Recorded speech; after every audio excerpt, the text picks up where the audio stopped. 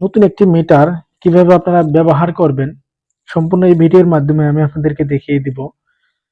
Voltage, ampere এবং কি resistance, ohm, diode, capacitor, এখানে বাজার আছে, হার্টস কিভাবে মাপবেন, মিলি এম্পিয়ার কিভাবে মাপবেন, এসি ডিসি এম্পিয়ার কিভাবে মাপবেন, সম্পূর্ণ এই ভিডিওতে আমি আপনাদেরকে দেখিয়ে দিব। প্রথমে আমরা ভোল্টেজ দিয়ে শুরু করব, যেহেতু ভোল্টেজ লেখা আছে এসি ভোল্টেজ, সেই ভোল্টেজ দিয়ে শুরু করব। তো ভোল্টেজে সিলেক্ট করতে হবে, যেহেতু ভোল্টেজ এখানে এসি ডিসি।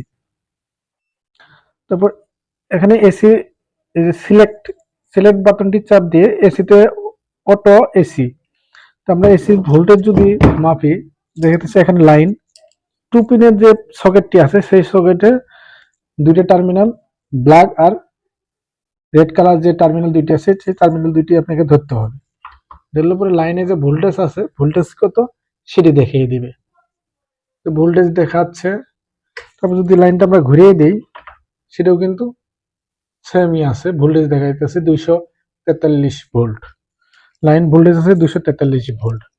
তারপর এখন দেখাবো ডিসি ভোল্ট কিভাবে মাপবেন, অর্থাৎ ব্যাটারি হোক বা ইন্ডাস্ট্রিতে যে ডিসি কনভার্টার যে ব্যবহার করা হয়, ডিসি কিভাবে ভোল্টেজ পরিমাপ করবেন সেটা দেখিয়ে দেবো। ডিসি ভোল্ট মাপার জন্য নিয়েছি একটি 12 ভোল্টের ব্যাটারি। যেহেতু ডিসি মাপবো আমরা ভোল্টেজ, তাহলে ডিসিতে যদি মাপি তাহলে আমরা এই সিলেক্ট বাটনটা চাপ দিয়ে আমরা ডিসিতে নিয়ে যাব। ডিসি যে সিগন্যাল দেওয়া আছে সেই সিগন্যালে আমরা সিলেক্ট করে তারপর ডিসি ভোল্টেজ মাপবো, ভোল্টেজ কত আছে। ব্ল্যাক এ ব্ল্যাক, রেড রেড,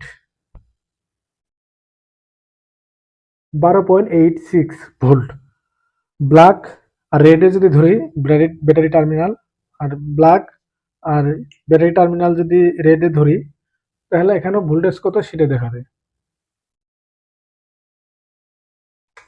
ভোল্টেজ দেখাচ্ছে মাইনাস।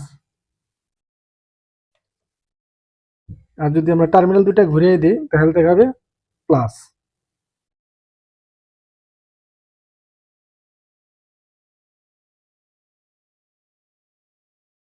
তাহলে আমরা এসি ভোল্টেজ, ডিসি ভোল্টেজ আমরা পরিমাপ করলাম।